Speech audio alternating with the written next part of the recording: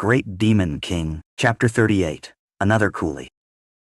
The hooting calls of a frost eagle, Jean said, his face lighting up with excitement. They're solitary magical creatures. We've already hunted one before. Why not finish this one off and leave? The creature core of a frost eagle was a level 4 item, far more valuable than a windblade wolf's. Though their first hunt had taken considerable effort, they now had experience dealing with these creatures. Jean's words sparked a moment of silence, until Fanny turned to Han Shuo. Brian, what's your take? She asked. A big payday's right in front of us. I say we go for it. Han Shuo replied with a sheepish grin, scratching his head. All right then, everyone, prepare yourselves. Once we secure this Frost Eagle core, we'll return to the academy. If our necromancy major can bring back 2 level 4 magical creature cores, the other majors won't dare look down on us. Fanny's words carried authority, spurring the group into action. As her speech reminded them of past humiliations, the group's members burned with determination. With renewed vigor, they followed Han Shuo and Fanny in the direction of the Frost Eagle's call. Han Shuo naturally took the lead, his posture confident. Surprisingly, no one questioned this.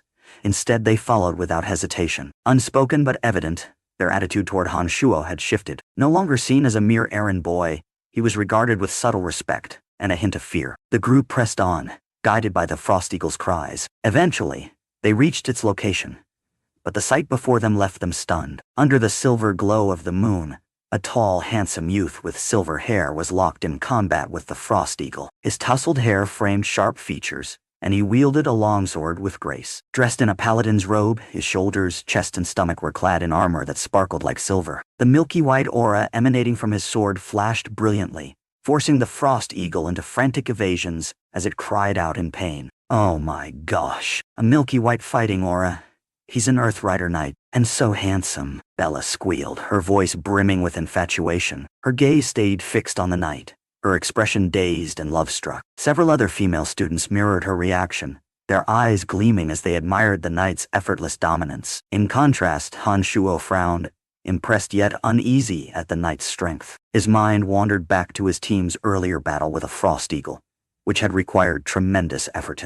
Yet, this knight was dispatching the creature with almost casual ease. The Frost Eagle, sensing its end, let out a desperate screech and attempted to flee, but the knight suddenly leaped skyward, his longsword slashing its belly in one clean motion. The Frost Eagle emitted one last pitiful cry before plummeting lifelessly to the ground. That was incredible, Bella exclaimed, her eyes sparkling as she clasped her hands in admiration. The knight approached the fallen creature, flicked his sword with practiced precision, and extracted the Frost Eagle's core. Then, with a refined smile, he turned and strode toward the group. He bowed slightly and said in a polished tone, "Knight Clark greets these noble mages." "Hello, Clark, you're so strong. You took down that Frost Eagle all by yourself. You're amazing," Bella gushed, her voice soft and flirtatious, completely unlike her usual self. However, Clark's gaze didn't linger on Bella. Instead, his eyes fixed on Fanny, as if awaiting her response. Bella's face stiffened in awkwardness at the lack of attention. "We're students and faculty from Babylon Academy of Magic and Force," Fanny responded, her expression neutral but courteous. "We came to the Dark Forest for training." "It's a pleasure to meet you, Clark." "Ah, I see," Clark said, his smile growing. "I'm here for training as well. The creatures in this forest are powerful, perfect for honing one's strength. I didn't expect to encounter such distinguished company." There was something unsettling about the way Clark looked at Fanny, something that made Han Shuo's gut churn. It was a look he recognized, one too similar to Gina's usual demeanor. "Master Fanny," Han Shuo interjected, his voice calm but firm. "The Frost Eagle is already dealt with it. I think we should head back to the academy now." "Yes, Master Fanny,"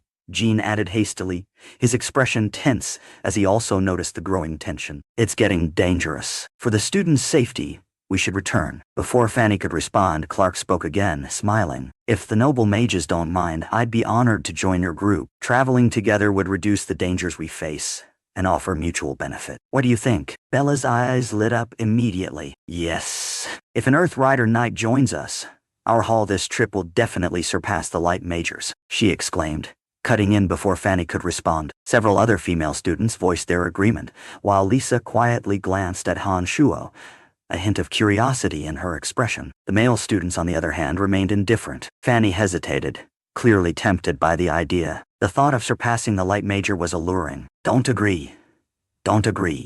Han Shuo thought, his mind racing. He's trouble. Don't let him join us. After a long pause, Fanny finally smiled and said, "All right, we'd be grateful for your assistance, noble Knight Clark." Han Shuo suppressed his frustration, but his voice betrayed none of it. Instead, he sighed dramatically and said, "We came for the Frost Eagle, but now its level 4 core is gone. What a loss." Clark blinked, surprised. "You were hunting this Frost Eagle?" he asked. Han Shuo nodded earnestly. "Yes, but we hadn't expected you to kill it first." Clark hesitated, his expression conflicted. Finally, he sighed, retrieved the core, and handed it to Fanny. "I didn't realize." "Please, take it." Han Shuo acted quickly, snatching the core before Fanny could refuse. "Thank you, Sir Clark. You're so generous." He passed the core to Lisa, who stashed it away with a delighted grin. Fanny could only sigh, shaking her head in exasperation. The group began preparing to move deeper into the forest. Clark smiled faintly, bowing again. "I'm happy to be of service." Han Shuo's lips curled into a smirk. "Since you insisted on joining, let's see if you can keep up a